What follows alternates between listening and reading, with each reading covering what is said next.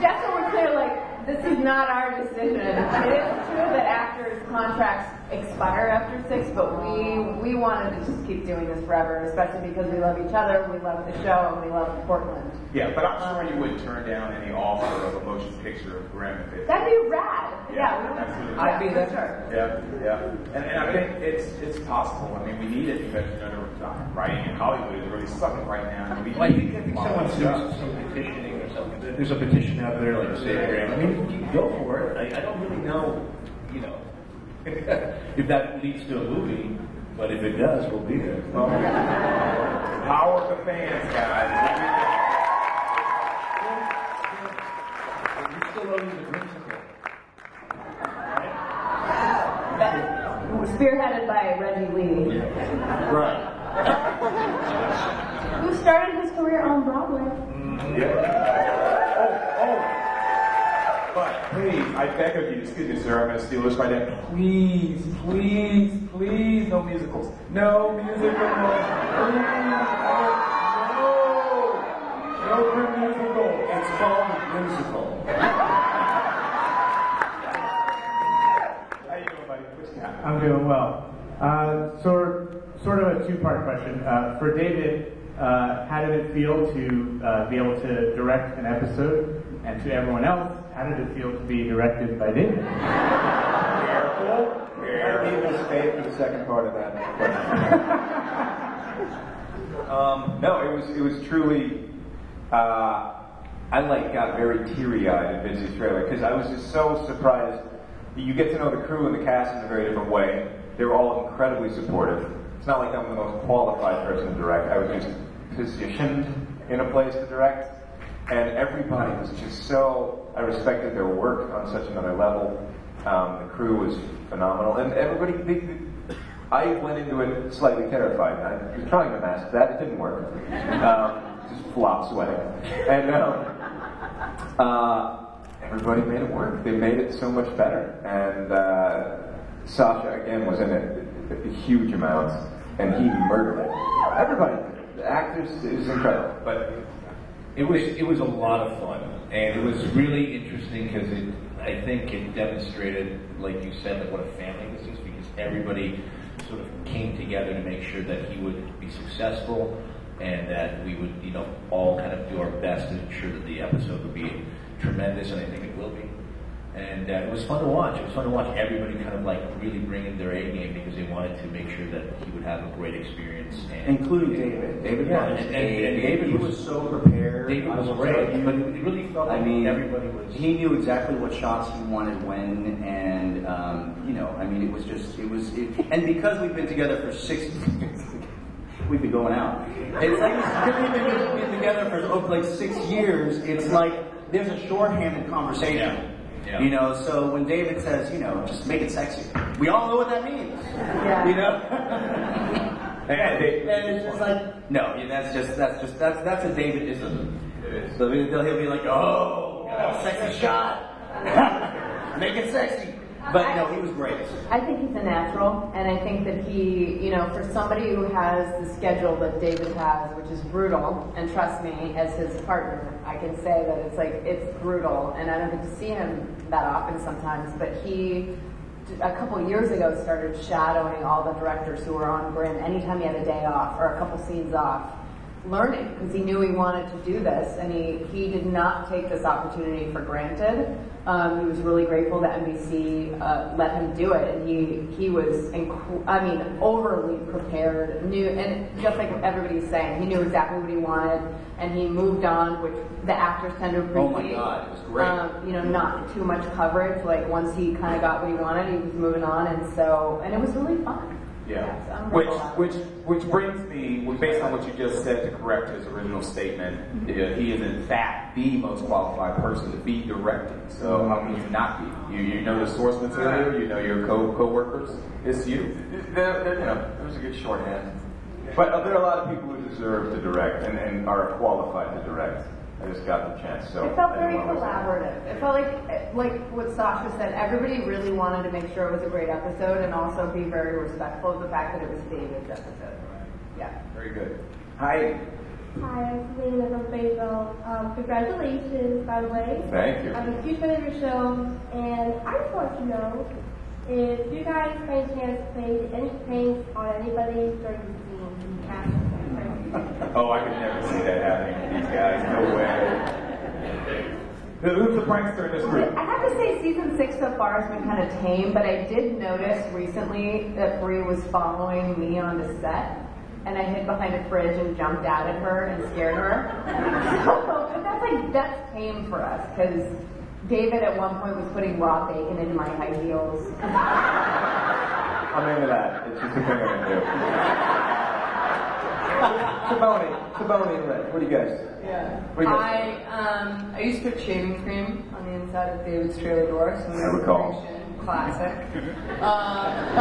Bitsy fake locked David's keys in his car, and she had to get all of like the transportation crew to help him out. He was so embarrassed, but she actually had to. And the transpo guys look like the cast of Sons of Anarchy. Way cooler than me ever. And so I'm trying to be tough in front of them and I look like an idiot.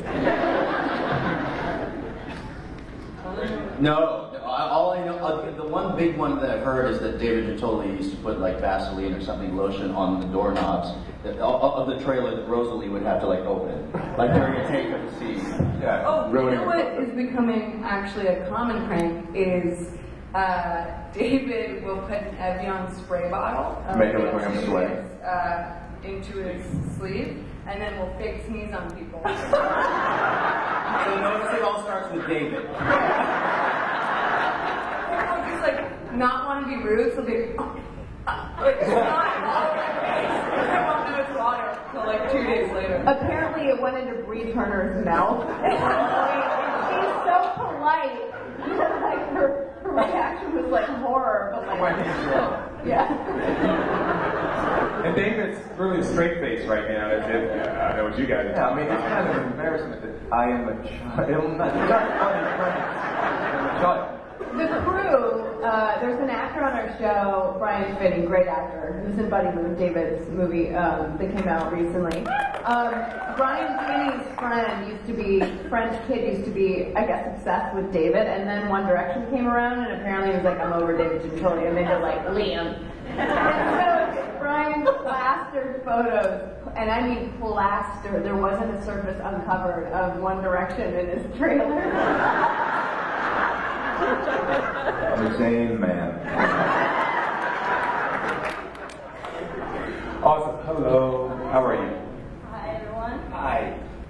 So my question is more towards David, I believe, and it's about how the storyline is going so far, especially with the magical healing stick. Are we going more biblical? I don't know if we're going biblical. There is definitely like a power element to it that I guess I'll spoil that like I get a little addicted to, and it can like corrupt a little bit, or at least kind of you got to kind of fiend for it. Yeah. It's not clear whether the stick is good or bad, and so whether it's working for or against you is different at different times. So we'll definitely see it this coming. Oh yeah, this Oh, yes. is just the season of the The season. stick's like,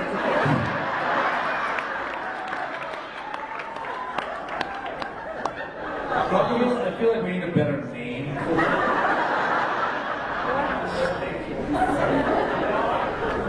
I'm loving the spoilers for you. That's incredible. Uh-oh. Look at you. oh my god. So witness next out though. So that's an unleashed. You guys are supervising. I'm not happy. Hold on, can we do a little? Yeah, just agree. Yeah, you look at Brie Turner, is that you? Oh my God, Brie just texted me. Hold on. Awesome. Oh my God, she just wrote. I think I'll just Brie's texted. I think I'd like to be aggressive and do some cons before the show ends.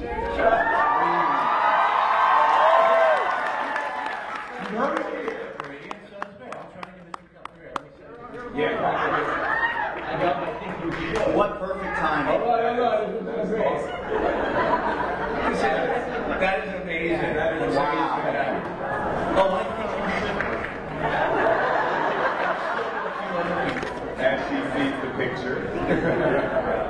So you were saying? Face painting later, here I am. Here's a question for our more fight-specific people. How many hours of fight training, David, did you have to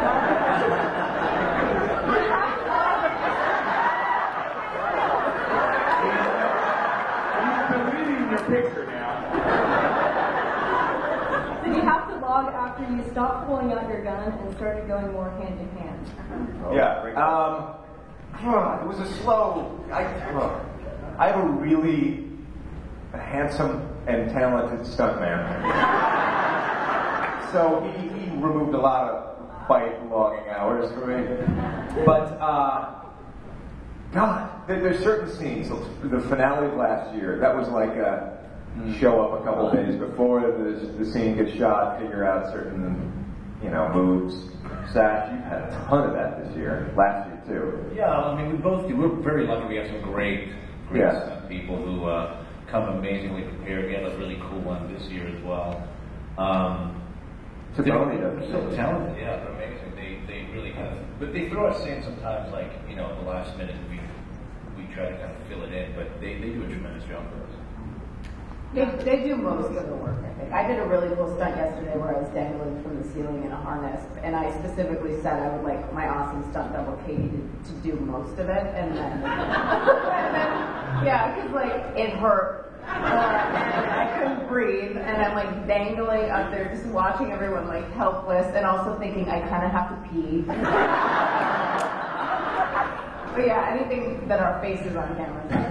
Did he just leave you hanging there, turn off the lights and leave? Well, I'm not kidding. I could not breathe, and every time they would let me down, and if they were changing a lens, I would a little bit start to go like that. Wow. So they were good about bringing me down after each take, but yeah, it was fun. Jacqueline, tell me about your fighting stuff.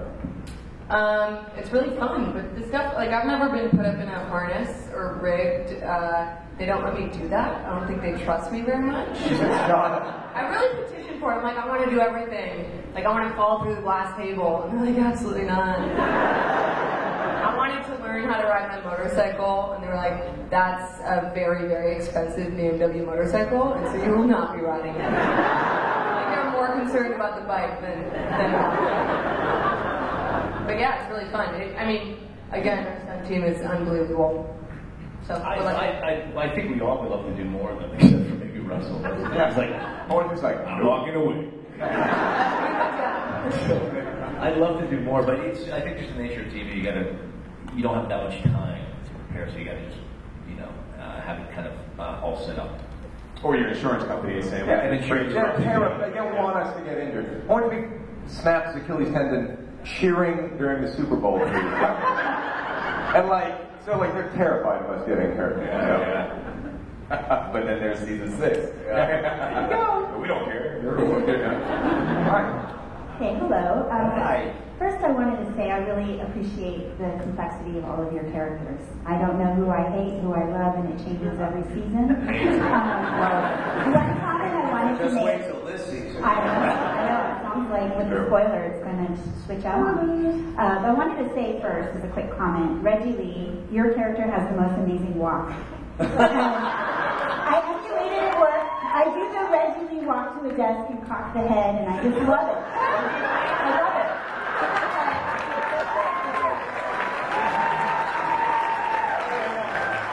It's very distinctive. I'm telling you. The only thing you do, I don't play it off very well. Thank you. Yes. Yeah. No, watch next season.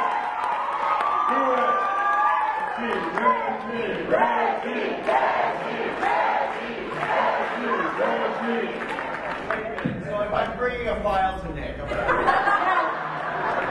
Hey, Woo, what do we got?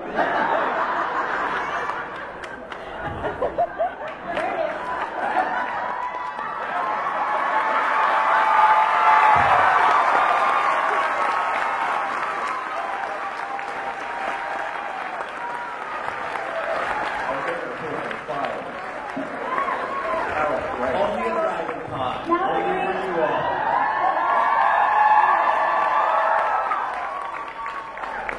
So my question was actually There was a question. There was a question. but I mean, you're my captive audience. So this is where the crowd will boo me. The very beginning, I did not like the character of Juliet because she was, I mean, it's hard to play with all these abilities that are being shown on the show. But the past season has been so exciting. And now I'm very excited to see how you play Juliet now back to Eve, sorry. And I want to know, how are you preparing for that? Or what are you excited about or not excited about? Or the progression of your character. I don't know if I'm going all over the place, but I think, were you feeling me when I was saying I wasn't excited the first season, but it's gotten better? I'm just going to say something. I was very attached to Juliet because I played her for 4 years, and you get attached to people who you feel like you have to give integrity to and honesty and love to.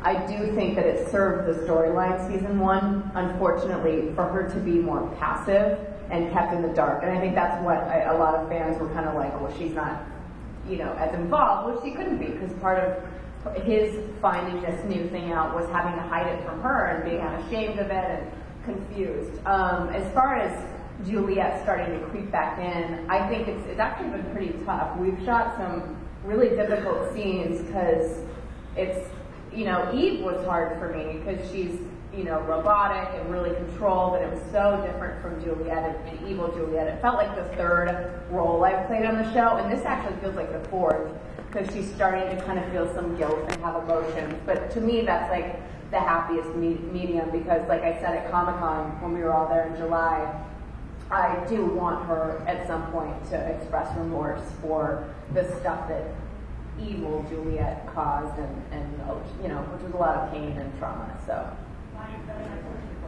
okay, good. Awesome. Hi there. Hi. So like in the initial seasons, there are a lot of characters and us, the audience, that were in the dark about a lot of things.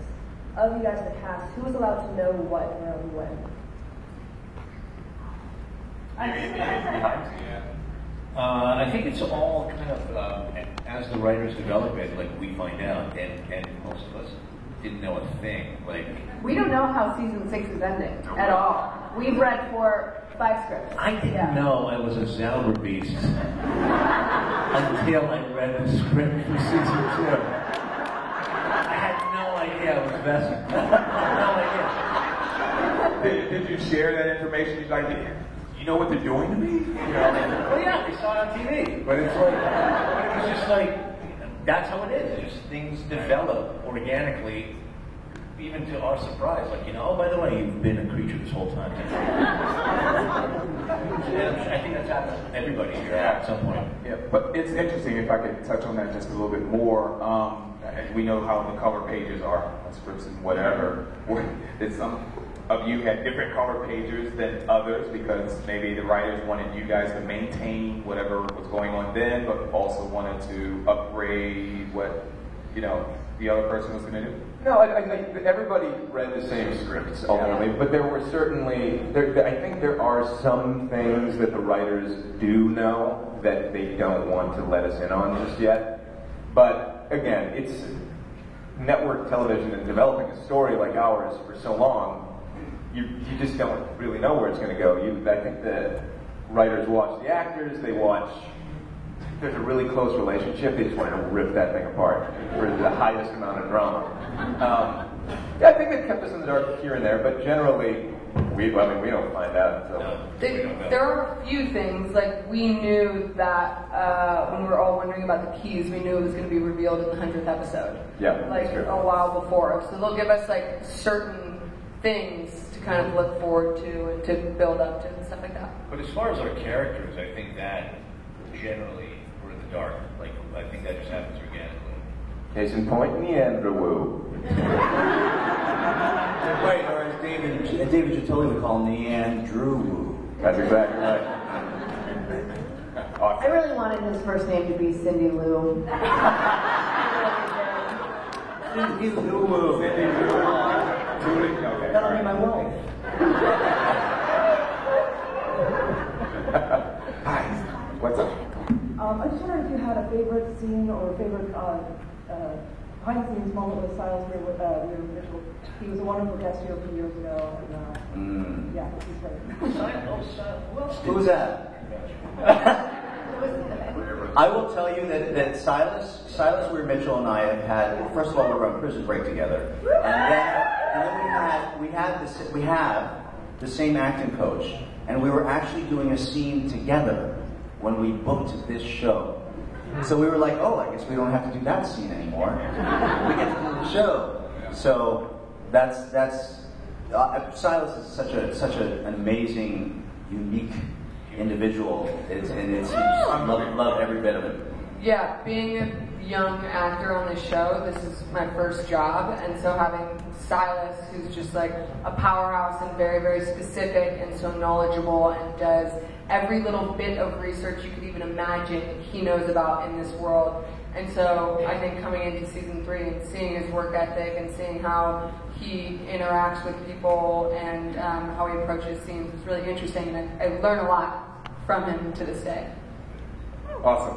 Okay, we got about 5 to 7 minutes left. I'm going to try and get through. I know time flies when you're grim. But anyway, so we'll be back tomorrow.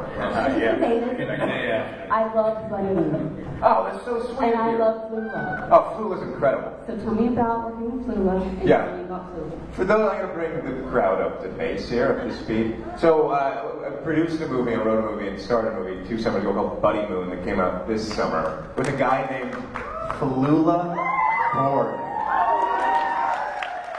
This German guy, just look it up. It's called Buddy Moon. He's going to be a huge star. I met Flula. He was like the second person I met in LA. We were roommates for a long time.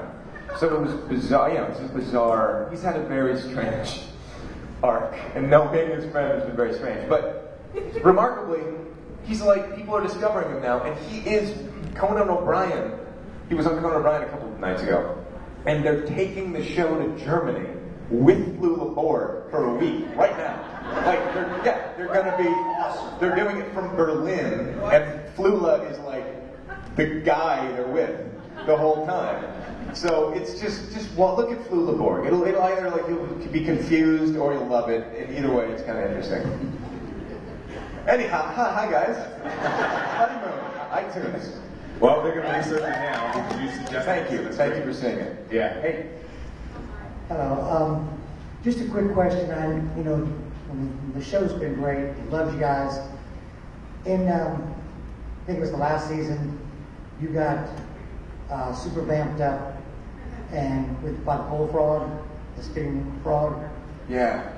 Why didn't you guys make a serum so you could use that super vessel and you got? Because we're not smart. Why don't I read more of the books on my off time? It's like, wait, I gotta be in them somewhere. Yeah, man, no, that's a good point. Burkhart's a fool sometimes. He's got a lot on his plate. Have you not digitized the books yet? Have you not scanned? It would be absolutely should. Like, oh, they burned in the fire. Why didn't I digitize? Someone. Like, I could just hire an intern. So I think she has no probably typing skills.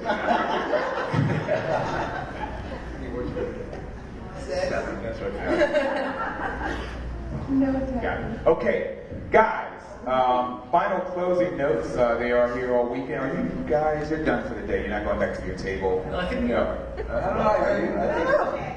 think we're done. Yeah, they're done for the day. So it'll be Tomorrow and Monday. Yeah. 10 o'clock. 10 o'clock tomorrow. Just get your breakfast in. Get up here quick. 10 o'clock tomorrow. Going in this room. But for those that can't make it, it's an honor and a pleasure and a privilege to be amongst. You've been great. Thank you. You guys are awesome.